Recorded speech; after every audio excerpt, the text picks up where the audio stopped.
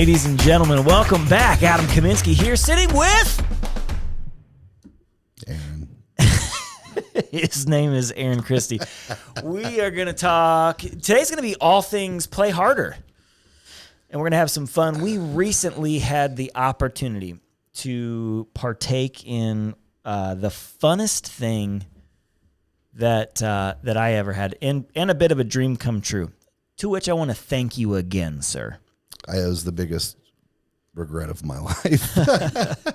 So first, if you haven't yet, make sure that you like and subscribe, hit the bell, hit the notifications, do all the things you got to do, make comments, post, like, all of it. Do all of it. Share with your friends as well. We want to keep this thing going, but we're going to talk about, like I said, all things play harder. He's loving this. Oh, my gosh. I've been waiting for... This is like torture, sitting in this chair knowing what's coming.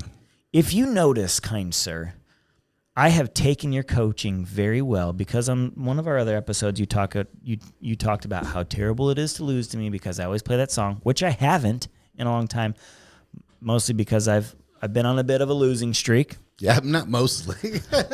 And a little bit because I have won some things here recently. I'm not even going to talk about all the things that I won. I'm going to talk about one of the things that I've won at recently. But I've been trying to tone it down a little bit and be a little bit more of a gentleman in my victory. And I'll tell you what, it has worked. You beat me at pool the other day. I had COVID 34, so I wasn't playing very well. But you did win. I mean, let's just get down to brass facts. I think your pool stick had COVID 134. Yeah. No, I wasn't playing too hot, but you overcame and you beat me by a couple balls, actually. I didn't say anything. And you didn't say anything. We shook hands. We shook hands. We embraced. And we parted ways. And I said, that was a very good game. You won that one. High five. That's it. And I didn't mind. I didn't have you screaming in my ear, playing music. And so, yeah, wasn't that bad. So in my mind, after this embrace, you walk away, you go to your truck. I go to, because we left right after that. And you go to your truck, I go to my truck. And I just see you ripping the mirror off the windshield. And you saw that? So no, that's fine. Fantastic. I'm passing that truck along to Rick. So yeah, I was like, I don't need this mirror anymore. Exactly. No, but we and I want to take a second to set this up right, because I seriously am incredibly thankful for this. You and I had the opportunity to go down to Florida several months ago, and we were in Pensacola. Cool. That was cool. Which was a great trip. Got to play some golf. Got to. Oh, you're going way back. I was like, wait. No, yeah. So no, I was talking about going to Florida, play some golf, shot some snakes. I had to protect Durango from the snake. When you're out in the water and you see a snake with two city guys, while some of the other guys were going and getting guns and stuff, but I was there protecting Durango. You're welcome, Durango. You are welcome. That snake didn't get you because of me. But anyways, we were in Pensacola, which is the home of the Blue Angels. And as a child in the Chicagoland area, I grew up going to the Chicago Air Show, which alternated every year, the Blue Angels and the Thunderbirds. Blue Angels being Navy pilots, Air Force on the Thunderbirds. But anyways, I just have always taken a liking to the Blue Angels.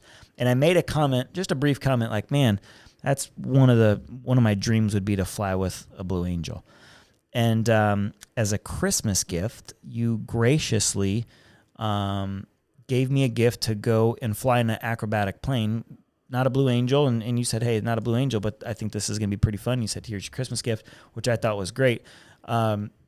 Selfishly, you also bought yourself a ticket to go on this, and we had a fun time with it. Well, I didn't want you to go by yourself. Well, and I appreciate you going. I shouldn't say selfishly, I guess. I'm like, hey, man. It was like, here, go. Get out of here. Beat it. Yeah. You're right. It was very kind of you. But we had... It was selfish. I wanted to go. I was like, I found it, and I'm like, this is pretty cool. Oh, wait. Couple $100 discount for two people? Oh yeah, I mean, it's a deal, right?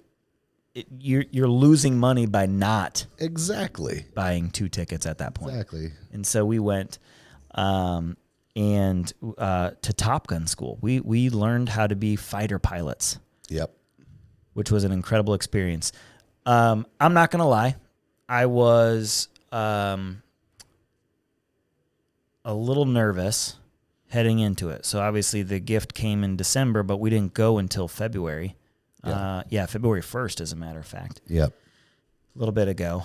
And I got a little nervous because I've been experiencing some car sickness and things lately. My body's starting to change a little bit the older I get, I guess. And so I got a little nervous about it. I tried to keep my nerves under wraps, but I think I leaked to you at least a couple of times that, hey, I'm anxious or whatever. What was the one they were talking about when we were in the class learning? It's like a hammerhead or something, and you fly up, and then it stalls out the engine, and then it just spins stalled out. Yeah. And then they start it back up and do a half spin down. Like, I don't think it's they start it back up. I think it's a force of nature, and you pray to God that the wind catches the thing again and gets it going. No, I don't think they're hitting buttons. Not that they're hitting buttons. I think they actually stall out. Like they used to in the old Cessnas anyway. My dad took me up when I was a kid. That's what I'm saying. The engine just dies, not because they turned it off, but the engine dies because you have exceeded the capabilities. Start it back up. I don't know. We'll have to go back and check it out again. All I can say is they used to. I don't know about on those particular planes. Like I said, when I was a kid, my dad took me up in Cessna, and he had his pilot's license, and it was a little small plane. And we took off, and then when we got up in the air, like I was elementary school, he's like, "You can fly." I was like, "Really?" Yeah. I'm like flying, and then he's like, "Check this out," and he goes, "Whoa," and he pulls it straight up, and it's a propeller, and then it goes, and like going down. I'm like, I've never flown in a plane like that. I've flown in helicopters and stuff. Yeah, so. He cranked it back up, started it, and we took off. But yeah, about crapped my pants on that one. So I don't know. That was a long time ago. Yeah. I'm sure technology has changed. My truck starts and stops at stoplights, so maybe it does. I don't know. But yeah, watching some of the videos and just getting prepared for it, I was a little nervous about going into this thing. Yeah, I could tell. And so we get there, and we have to go through, I think it was an hour or 90-minute training program. Yeah. I was so nervous going through that when they were like, all right, here's what we're going to do. And they did a fantastic job, I think, the company that we went through and did a great job of explaining it. We had a Navy pilot and an Air Force pilot, which was cool, kind of guiding the way on what we were going to do. The other thing that I didn't realize was I thought we were going to just be like in the plane, like a little bit of a joyride. They taught us and had us fly the plane. Yeah, they were in back with another control in case we messed up anything. Yeah. I think my favorite part of the training was your face when they're like, all right, this shouldn't happen, but in the likely event that you have to bail out, yeah, you pull this lever. They said bail out, and I looked at Aaron like, wait, what? They had pictures and graphics. So you bail out, you pull the top, the thing comes off, and then they said climb out onto the wing, and then jump. Which not only was I nervous, I'm trying to compute this because I'm 5 minutes from getting in this death machine. And I'm like, why do I have to crawl? Can't I just fall if we're going down? Then he was like, all right, or you could just slide down the wing. And I'm like, well, then you're going to get hit by the back wing. I had so many questions that I kept to myself. He glazed right over that part. Yeah. Like he told us the necessities, but like he wasn't dealing with anybody's questions about like craziness or whatever. He's just like, cool. Like he wasn't like, anybody want to talk about any of this? He was just like, that we got it, got it, good, cool. Yeah. Moving on. Logically, I'm thinking as I'm preparing for this, as we just went through how you'll have a parachute on and how we will bail out. Logically, I'm thinking, okay, this couldn't be an actual business if they had like a death rate, an 80% success rate. Yeah. So I'm like, all right, it's kind of like when you get on a roller coaster. Like roller coasters never bothered me because I was always able to think logically, like they're making money off of this. They're trying to scare you, but they're not trying to kill you. Killing you costs more money. So I just logically, I've always kind of thought that way. And I try to think that way too, but we're in a plane where the engine goes off. So they did say that these are the same planes that the Red Bull stuntmen use. They're the most versatile stunt planes in existence. These planes are stronger and more able to handle acrobatics than even an F-18. Yeah. Which was pretty awesome. Eat your heart out, Tom Cruise. Yeah. Nerd. So we go through the training. We walk out onto the tarmac. Our wives were with us as well, walking out there with us. And so, of course, I had to put on a strong face and not wipe away tears as I'm beginning to panic with every step closer we get to the plane. Yeah. How did you feel as you were walking up? And by the way, this is a 100% true story. You and I, other than like a couple of short comments, have not talked about this experience with each other since that day. No, I've been too mad about it, honestly. I don't get sick, really. I don't have like a fear of heights. I've been flying my entire adult life, like flights and flights and flights. I used to travel for a living. I sleep on planes like it's my job. Yeah. Like none of this bothers me. Boy, do you sleep on planes like it's your job. Yeah. I've got pictures and videos. We won't share, but So like they're relaxing to me. Like I wasn't worried or scared about any of this stuff, which was the beginning of my downfall. Okay. Because we went to dinner, and then next door, it was a place that was walkable, right across from our hotel, and it was like this little old town strip in Phoenix or Scottsdale. Old Town Scottsdale. Is that what it's called? Specifically. Okay. So Old Town Scottsdale, and we like go to eat, and there's like this little restaurant bar that's like you hear music pumping. And so, like, we go in there and check it out, and there's a great live musician in there. It was funny, too, because, like, this whole area is dead, but that one place was on and popping. Yeah, it was like, imagine... it was like an old saloon. It even had the old, like, doors that, like, the half doors or whatever that you walk in. Imagine a dark forest with one bug zapper right in the middle of it. This bar was the bug zapper. Everything was just like... everybody was there. But we had the front table, like right next to the entertainer. She was talking to us and everything. So I thought it smart. I was like, I might as well have a couple drinks while we're here. And loosen up or whatever. Yeah, whatever. It was early, too. I mean, it wasn't late. Oh, no, it wasn't. So you hung out for a couple songs, listened to some music, and then you took off. And, I'm assuming, went back and went to bed like you should have probably done. I tried to go to bed. I was panicking, but you go on. I decided to listen to that lady's entire set, stay through her break, and then listen to the second half of the show while having Tito's and lemonades. And so I wake up the next day, and I'm like, I probably drank a little more than I should have last night. Let's go fly airplanes. Yeah. And so I think at 9 or 10 o'clock in the morning, we're headed in the class. And... go through the class, whatever. We get dressed in our Top Gun suits, and we're walking out. Which we looked amazing in, by the way. We're walking out. Hopefully you can get a slow motion video. Like, Yep. We've got some slow motion capable content, that's for sure. And then you kept your awesome mustache. You grew, I don't know that you grew your mustache just for this. You grew it for the Christmas thing, but you kept it for... I kept it, and I shaved the rest of this off. So it wasn't just... You were looking the part. It was literally just mustache. You got some aviator glasses you had on? I did have some aviator, but they weren't that comfortable. So I just took like a couple pictures and then put my regular Ray-Bans on. But no, like I was good, but I was, like I said, I was a little hungover. And then we hop into the planes. They start strapping us down. And then we start working down the runway. Thanks to the wives, too, because I think we only have this content because they went with us and took a bunch of pictures and videos. Absolutely. Thanks, Andrea and Whitney. It was, so you walk out to the plane, you walk out to these planes, which are not big planes, by the way, by any means. These are like the Porsche style of planes. They're very small and versatile. I'll tell you what, I'm 6'1". If I was 6'4", I wouldn't want to do that. No, banging your my knees. My knees were already like having problems, and I don't know how they do it, like extenders, but the pilot was working the pedals from the back seat, so the pedals, they were still connected. Yeah, you could feel them. them. I could feel them moving in the front, so I couldn't really put my feet down there. I had to put them to the sides, which was back just a little farther than the pedals go. Yep. Which then put your knee up into the bottom of like the dashboard thing or whatever. Out past it with me. Yeah. With you probably the bottom. 5'8", I'm good. Yeah, it was actually rather comfortable. You're like, that's the safe zone. No, but we walk out, and I'm still at this point, just like my heart is pounding now, and all I can think is don't get sick, don't get sick, don't get sick, don't get sick. I trained for this for 3 weeks.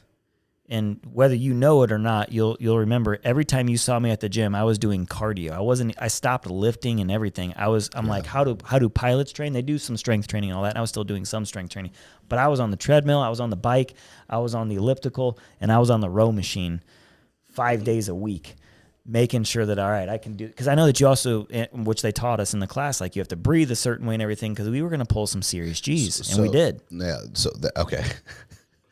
I totally forgot all of my training. Like, so they're like, they hit like 6 or 7 G's on this one move. And he was like, all right, when that happens, what happens is the gravitational pull pushes the blood out of your brain into your body. So what you got to do is flex all of your muscles and try to push the blood back up into your head like this, so that there is blood in your head and you don't pass out. Yep. Out the window. Forgot all of that as soon as I strapped in. It's just like Mike Tyson said. Everyone's got a plan until you get punched in the face. Yeah, everyone's got a plan until you hop in a plane. Exactly. But we on the tarmac, they're literally putting I've never wore a parachute, and I've told you this before. I am not afraid of heights. I'm not afraid of planes. I'm not afraid of fast machines. Yeah. I'm afraid of throwing up. I hate throwing up. I do everything I can to never ever. Yeah. I've thrown up like 5 times in my life. We're now getting a parachute strapped onto us, and then that's just like next level, where I'm like, wow, this is. But then I kind of again start thinking logically, well, hey, if something happens to the plane, I got a parachute. Pull the ledge, climb onto the wing. Yeah. Fall. I was more so worried about remembering which because you're strapped in like a. It was more. Well, it was a 6-point harness. There was 2 hooks though that unhooked everything. Yeah, but you just still, pulled the one, man. You got to remember to take your headset off, otherwise you're going to break your neck because it's going to catch when you jump. You got to that wire ain't take holding that. up this thing. Look at this bad boy. But in all seriousness, we got strapped in again. I'm nervous. I sat down. You know, the lady's getting you buckled in. I'm still getting a little bit nervous, and I'm not kidding, man. When like that last, she was like, "All right, grab that strap over there and pull it tight," and I pulled it tight. Dude, my nerves freaking gone. Yeah, I was like, we're doing it. It's funny. This is awesome. It's funny. So the first time I went skydiving, I was a little nervous. Never do it. Right? I was a little nervous. But once I got on the plane, the nerves were gone, because I was like, ain't no backing out now. And I'm not about to be the wimp that says I'm not going. Yeah. And so I was cool. And then we got up to the top, and I'm like, let's roll. And then I went a couple times after that, and it was cool. Like the second time, I'm like, do a backflip out of the plane. Yeah. Like, it's you know, it's something that you adjust to, but it's weird because it's the anticipation, the buildup of what's going to happen. But right. once you're in the zone, in the minute, Yep. like, it's just like, all right, this is what we're doing, man. Mm-hmm. So yeah, it was incredible. it kind of seems like you had that same type of style feel there. I'm like, I've been skydiving. If this plane is going to go down, I've jumped out of a plane. Like, I'm good to go. Wasn't worried at all. I've already trained on that part. Yeah. He starts going down the runway, and he's doing this. Yeah, it's a tail dragger, so they have to zigzag to be able to see, because you're basically looking up at the sky. Because it's a 2-wheel. And he was explaining all that to you, I would assume. yeah, I asked him, I'm like, why are we zigzagging? He's like, so I can see, because it sits like this, because it's 2-wheel, right? So the ass is dragging, and so he can't see. So he's got to turn so he can see and make sure he's not running over anybody. Yeah. And so My guy was very chipper. He explained every moment of the whole thing. That was cool. I had to ask the questions. I had to pull it out of him, I think, on some of that stuff. But I did. Oh, one other thing. When I met my pilot, he was a very experienced Air Force pilot. Well, this is funny. We turned This the is corner. funny. Yeah, I felt really bad. We turned the corner unintentionally. We turned the corner, and this dude he's old looking. Yeah. Doesn't make me nervous. Kind of makes me happy. Yeah. And so I lock eyes with him, and he's like, "Hey, Adam, I'll be flying you today." And I looked him right in the eye. I said, "You look like you're a guy that's got the experience I need." And he was like, "Wow, you just called me old." I was like, "No, I didn't." So I meant, don't kill me. Yeah, exactly.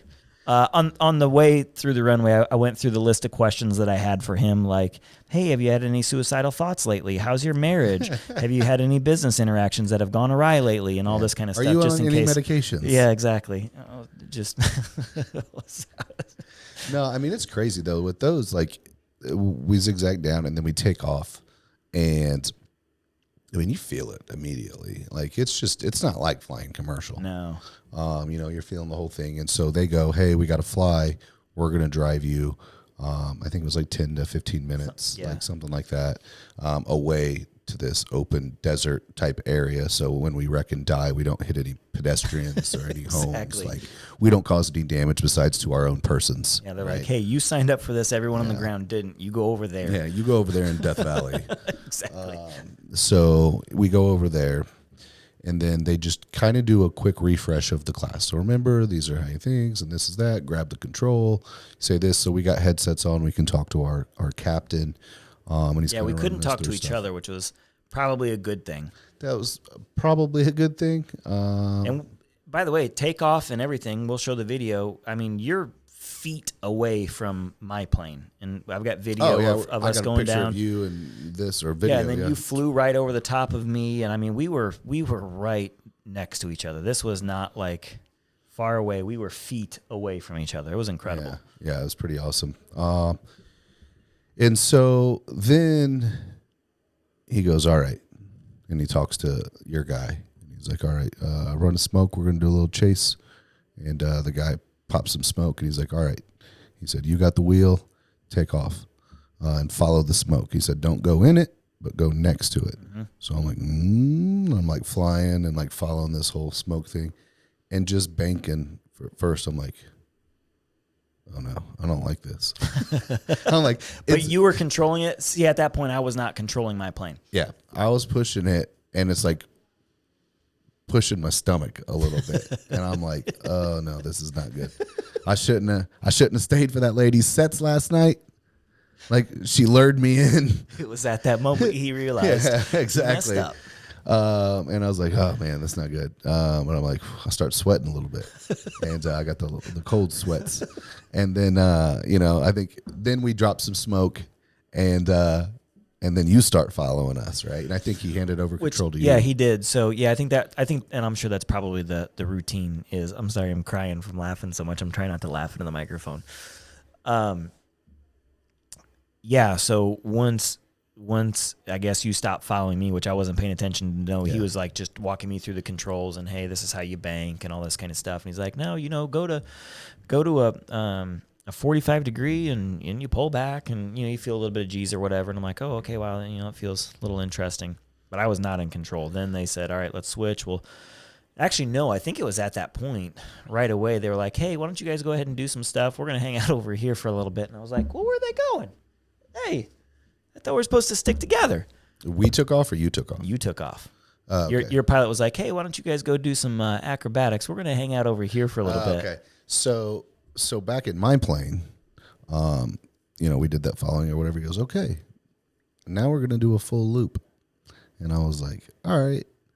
And this dude goes, rip, and rips it. Like a full 360 upside down.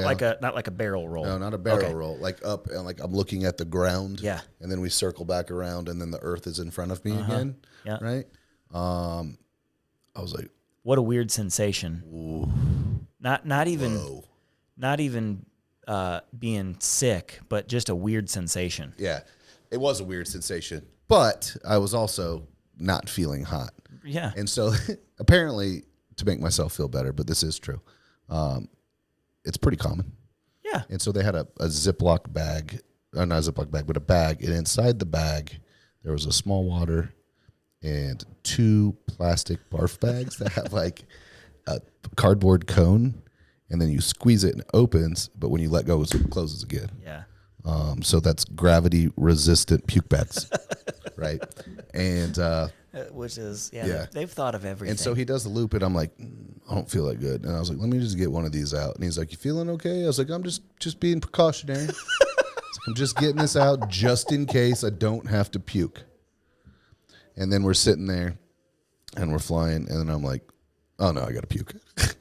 And so I got the mic, that I talked to him on, and I'm like, and I'm like, oh yeah, let me get this out of his face. And so like I have to move that, and I ended up chucking. And then he's like, you better, and I did. I felt better, right? And so then you were over there, and you were doing like donuts and hammerheads and like all kinds of shit that I'm watching. And I'm like, I thought for sure this dude was going to, fucking lose his shit. And I'm over here puking and this dude's doing hammerheads and loop-de-loops. Yeah, it was awesome.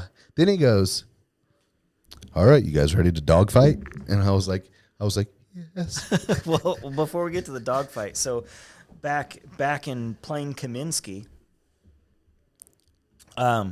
he's like, all right, well, let's, he starts teaching me how to fly the plane and all that kind of stuff. Yeah. And I think we did a barrel roll first. Oh, Which, hold on real quick. Did you hear it come through too? Their code for me throwing up. Yeah, I'm going to talk about that. Okay. I want to talk about that. That was one of my favorite parts. All right. So, so do a barrel roll. Then he teaches me how to bank and all this kind of stuff. Then we do the backflip too. And again, very weird sensation. Because you experience a little bit of weightlessness during this as well. So it's not just like going upside down real quick in a roller coaster. You are in a prolonged state. Kind of like float for a minute. Yeah, and so it's weird. And then the pilot's like, all right, we're gonna do a hammerhead. And I was like, I don't know. That was one of the ones that I was nervous about. That's what I was talking about earlier. That like goes up, Yeah. stalls out, and then like drops back down and. So I'm like, I don't know if I can handle that. He's like, oh, you can. We're just going to do it. And he just starts flying straight up towards the sun. And again, he's teaching me how to do it. He's like, all right, we're going to fly up all the way over here. Then we're going to rudder right, kick left, and like just calling out all the stuff that he's doing. And next thing you know, we fall over and straight back down. And again, you're flying at 200 knots straight towards the ground we never exceeded 10,000 feet. So we were flying in between 6,000 to 10,000 feet. 5 to 10, I think is what it was. Yeah, 5,000 was our floor. Yeah, it was the first floor. And then I think 4,000 was the hard deck, if you're familiar with Top Gun at all. I watched Top Gun. Yeah, so we were at the soft deck. Here we go. I'm a pilot. It's what I do. I use the proper terminology. Okay, let's move on before I lose it. Okay. And, I see what you did. And so, yeah, we start doing all that. Now, the next one that we did was, it wasn't the hammerhead. It's the one that you fly up till the plane dies.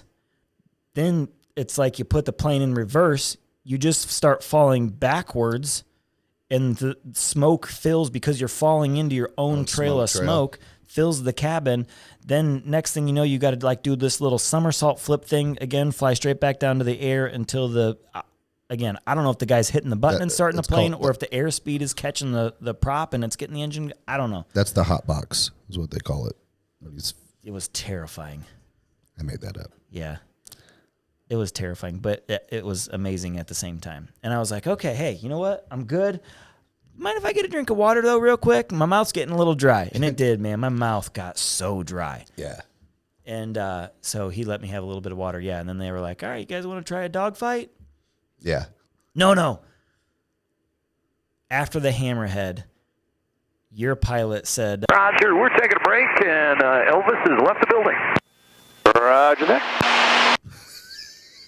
and I'm like, Was he Elvis? No. what the heck does that mean they're going back? And I can't remember his name, but my guy's like, When a customer throws up, we say Elvis has left the building. I didn't know if they were going to go back and ground for a little bit. gets sick. We say that Elvis left the building, and I start dying laughing. Oh, I'm sure, which probably made me even more mad. I'm like, I know he's laughing. I know he's laughing. And then they were like, sitting there, I'm feeling better. Slightly, not a lot. Have a little bit of water, just a sip. Still sweating. And then he's like, you guys ready to dogfight? And I'm like, yes. He says as he shakes his head no. Yeah, exactly. And so he's like, all right, this is what we're going to do. And he starts explaining the rules, which in the dogfight, there's two different ways that you do it. But the one that we did, you come at each other like this. And then when you pass each other is the go sign. And then you bank around and try to get behind each other. Yeah, so it's a neutral start position. No one has an advantage. It's basically just about whoever can literally turn this plane in as tight of circles as possible while falling towards the ground. Yes. Until you get behind the other. Yes. So it's all about pulling G's and speed. Yeah. Which they told me that we got to 6.5 G's. So this is where I totally forgot my training. I was not flexing my legs and my torso to push the blood back up. We start going, not feeling great already. Reluctantly in a dogfight with one of the best aerial planes ever. Exactly. And all of a sudden, we go by and it's just like, go, go, go. And so I break it and bank. And so the plane goes like this. And Literally on its pull side. back. So I'm going like this on its side, and we're just going like this. And he's behind. I'm looking forward. He's behind. So he's telling me, he's like, oh, we're gaining on him. We're gaining on him. Or he's gaining on you. He's gaining on you. I don't know exactly how many times we went around. If I had to guess, I would 1,593. That's what I was going to guess. Yeah. Yes, 100%. But at one point, we were pulling so hard, my engine was stalling for a second. It would stall and then go back in. He's like, that's just a stall. That's just a stall. And then we go in this. At one point, towards the end of this, and I am not taking anything away from you because it took what you did to win. I was to the point where I was sick and I was about to black out because I totally forgot to do the thing. And I'm like, I think I'm going to black out. I was like, he's getting behind you. He's getting behind you. I was like, just let him kill me. I was like, do you hear it on the audio? I just want to die. Do you hear it on the audio? I haven't watched the whole thing because I don't want to watch myself chucking. And so Adam gets behind us, and then when they get behind us and line up the guns, they obviously don't shoot bullets. They just go guns, guns, guns, and then the pilot confirms that they are on us, and then that's a win. Yeah. And so Adam got behind me. All right, here we go. Coming in for a gun shot. Guns. Killed me. I don't know. Killed me in quotations. Yeah. And he won the dogfight. Now. So back in my plane during this dog Okay, fight, yeah, I haven't heard your side. we start yanking back on the old cable here, and it was probably about 35 minutes into the dogfight. I'm just kidding. This dogfight was like 2 minutes. I don't even know if it lasted that long. Yeah. But it felt forever. Yeah. I started to black out because I was. Oh, you did too. So it wasn't just me. Oh man. Were you doing the thing with your legs and torso? When you get to watch my video and listen to it, it's yes, I'm doing it, but I'm still. It was very weird because.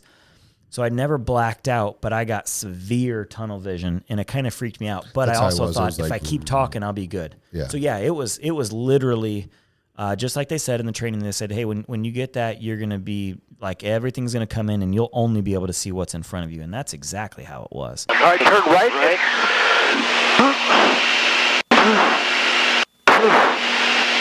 Keep pulling. I got tunnel. Keep pulling. I got tunnel. And but you watch my video, and there's we're going round and round, and finally we get to this spot where, and I'm like, I'm gonna black out. I'm still holding on to this thing, but I'm like, I'm gonna black out, and you can hear the guy behind me. He's like, no, you're not, and I'm like, whoa, you're gonna black out. What are we doing here right now? And I'm just like, you know what? It is what it is. You're like, I'm willing to die for this. Yeah. I'm getting GG7 back. But seriously, you listen to the video and you can tell that this dude is straining. Yeah. Which is just what you're supposed to do and all that kind of stuff too. But I was, because of course, I remember myself feeling like a wimp saying, I'm going to black out. But then I went back and watched the video. He was like, no, you're okay. Like it was just. You sound like JP from Grandma's Boy. It was awful. And then finally we got to the spot where I could see you, and you can hear me just saying guns, because I could see you. We were not behind you yet. Yeah. And my pilot, he didn't say anything for like another 30 seconds or something. He's like, finally nice try. Yeah. I was like, I can see him. I win. And so then that was the end of the dogfight. We got done with that, and literally we kind of go back to flying normal. I was like, I'm gonna need a minute, and I had to grab the water and everything. I didn't get sick, but man, it's a weird feeling. I got sick again. I used the second. Yeah, they told us I used Elvis the left the second building. barf bag. I was like, thank God they gave us 2 of these, but there's only 2. Hopefully we don't have to throw. Is this over yet? He said, so he asked me, so he was like, do you guys want to dogfight again? And I was like, nah, bro. He asked me too. He was like, you want to dogfight again? And I didn't. But I was like, does he want to? if he wants to, I will. But I don't think he can, right? He can't, right? So, yeah, man, I was like, no. So we did some more aerial stuff and just kind of like we did some more smoke trail following, and he let us fly around. I could not handle another dogfight. And It was interesting. I did feel like I never got really nauseous, but it was kind of like for me in driving. Like whenever I had control of the plane, I was completely fine because I think I was focused on what I was doing and all that kind of stuff. But whenever he was in control, it was my stomach definitely got a little bit more upset. Yeah, it's kind of the same way, but like I just got sick with all of it. Yeah. I just got sick with all of it. Don't drink and fly, kids. Yeah. Moral of this story. Yeah, do not drink and fly. It's a horrible idea. We ended up doing like this really cool, like I thought we were landing, and it was cool. The flyby? And I enjoyed it. But also when they just did a flyby and didn't land because we were like 3 feet off the runway, I was like, oh no, we gotta go back down. Oh no. So and then we had to bank up and around. And I was like, hold on. So when my pilot was like, all right, we're gonna do a quick flyby. It'll be a great video. Your wives are gonna be down there. They're gonna take a video of this. This is great. I'm like, okay, cool. And I was kind of ready to be done too. Like I had a great time and everything, but I was ready to just kind of. Yeah. I was tired. It felt like an 8-hour workday. Imagine being on a roller coaster that doesn't stop for 45 minutes. Yeah, and they say, and I fully believe it now. They're like, hey, when you're at a dogfight for 4 minutes, which is on average, I guess, the length of a dogfight, it physically drains your body equivalent to an 8-hour workday. 100% agree with that. Oh yeah, I would totally 100% agree with that. Yeah. We didn't even do 4 minutes. We were I think 2 minutes or so. Yeah. And so yeah, we do this flyby, and then my guy just yanks the thing, and I go straight up. We got a video of it, which is an awesome video. I was not expecting that. That was the one and only time that I almost threw up. I was like, hey, buddy, I wasn't expecting that one. So I'm right next to you, but you're slightly in front, right? And we're doing the flyby, and we're going through. I'm like, oh, that's cool. I'm like, oh, there's where we took off. And like, this is pretty chill. And then you go and took off. Yeah. And I was like, that's when I went died. Like this. Oh no, are we gonna do that? And then my guy was a little more chill. Like he banked up and hard left. Yeah. And went around, but it was not straight up like yours. Oh, he man. I think he knew, like I'd already chucked twice. Let me give this poor guy a break. So we banked up and around, which still I was like, oof, but we went around. We came back, and then we ended up. I think we landed right next to each other. Yeah. I think that we landed next to each other, pulled in. Up. If you look at me when we get out, I think I have a picture of me walk. I didn't even know this, but like Whitney told me later, dude. So I have all my clothes on. You were soaked, and then I had a flight suit over it. My entire back was soaked. Soaked. I had been sweating through 3 layers of shit, and it was cool up there. Yeah, it was only like not hot. It was the me like trying not to chuck type sweats. You were soaked. It was hilarious. We land. They fling the things open, and my guy tells one of the workers, "Hey, go ahead and grab a rag to take over to the other plane, the other guy's plane. There's a little bit of oil in the cabin." I'm like, "That ain't oil. That's Elvis." And he started dying laughing. That's the king of rock and roll. Yeah, but then we get out and we'll play this clip, but I think we got a clip of it. I look at one of them, I'm like, you know how when you need a minute after a spa thing? Yeah. I'm gonna need that minute. Oh, hey. You okay, man? Yeah. Definitely. It was just like finally all the adrenaline was gone, and it was just like you felt exhausted for me in a very, very good way. But man, my legs were a little shaky and all that kind of stuff. It took me. I think we did a debrief at the end of it. Yeah. I'm thinking of. I didn't see it, but I'm thinking about you telling me that they had like a. That ticked me off, man. I still want to know what it was. Yeah, this is for real. They had like a Top Gun Awards type for us, and then we came in and they were just like, nah. So like took or something. I didn't see this. This is what Adam told me. there was 2 plaques, and remember Yano showed us a plaque because he had done this before. And he was like, yeah, and he showed us this plaque. I don't remember what the plaque said. I need to text him and find out what the plaque said. But yeah, they had the plaques, they had hats, they had our badges, and something else for us to take. But the plaques were, I noticed, kind of away from everything. And they give us the badges, they give us a certificate was the other thing that they give us, and that we passed Top Gun school or whatever, and the hats and all that kind of stuff, and it was cool. And I noticed, they kind of grabbed the plaques and kind of did one of these and then handed it off to somebody who took it out of the room. And I was like, hey, wait, I'm pretty sure that's at least mine. Like, I get that guy threw up and messed up your plane, but I didn't. I didn't. I got it all in the bag, baby. Got it all in the space bag, gravity resistant space bag. So that was that was just one of the most incredible experiences ever. Now, unfortunately, what this has done though is we're gonna have to do it again when you're healthy. When you're healthy. I'll take it a little more seriously next time. I thought for sure that I was just gonna go up there and just kill you immediately. I'm like, just bring on, you know what, make the next one a double. And then I don't need sleep, and I'm going to be killing this guy tomorrow. You were probably telling everybody there, like, you know what I'm doing? I'm going to wreck this guy. You see that guy was here having dinner with me earlier? He's dead. He just doesn't know it yet. Man, I was wrong, and you were the better man. You did not puke. I did. You beat me in a dogfight. I lost in the dogfight, and you did not sweat through your suit. I did. So you won, and you won our GG7 back. Yeah. Just a refresher on that, we've got a special $100 bill that we bet back and forth. Aaron's great grandfather, 7 times removed, was Benjamin Franklin. And we now have one enshrined that, frankly, somebody could offer me $1,000 for this $100 bill, and I wouldn't take it. Well, that would be a poor choice. I wouldn't. Because it's worth so much more. Exactly. Yes. So that's our story. You got to play hard. You got to have moments like this. This was one of the funnest things. It was, and I, in all seriousness, incredibly thankful that it was a together thing and not just like, here, go do this kind of thing. Like it made it way better. Just the stories, together. The stories are better when you have somebody to share an experience with. 100%. Plus, like I said, you said at the beginning, like I really haven't heard your side of the story because 1, I didn't feel hot after that, so we didn't immediately talk about it. 2, I was salty about losing, and I was salty about the way I lost, and so it just never really came back up.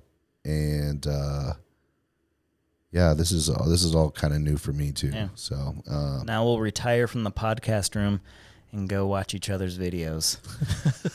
You don't know if you want to watch mine.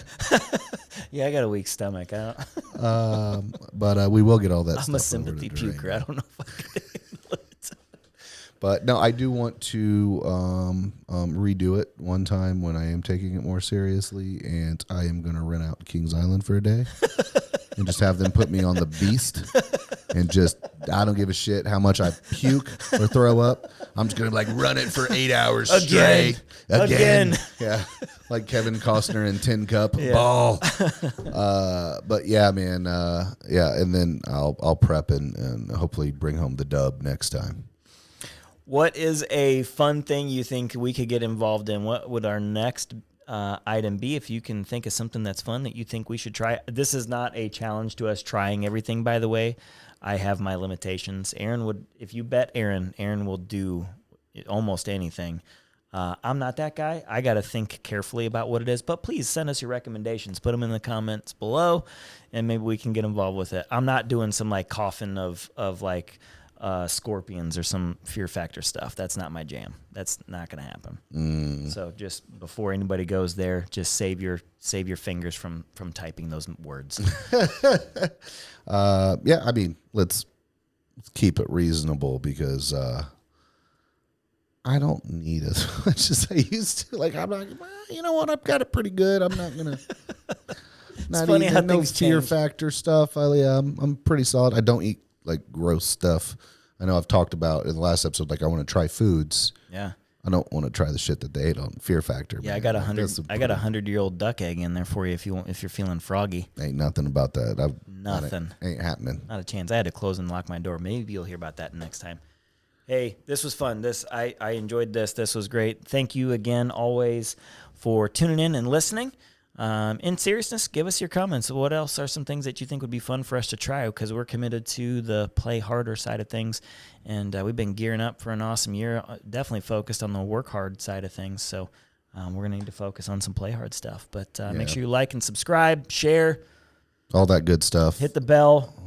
Seriously, yeah, I mean, if any of this is either funny or helpful to you, literally the only thing that you can do really to help us is just share it with a friend or leave a review. So that does help us. Let us know that people are watching and get some of the entertainment out there and, business stuff that we talk about out there for the rest of the world to see. So just for clarification, this was not an official podcast, but if you go to the Indy Roof Company Facebook page, you will see that I did beat Adam in kickball.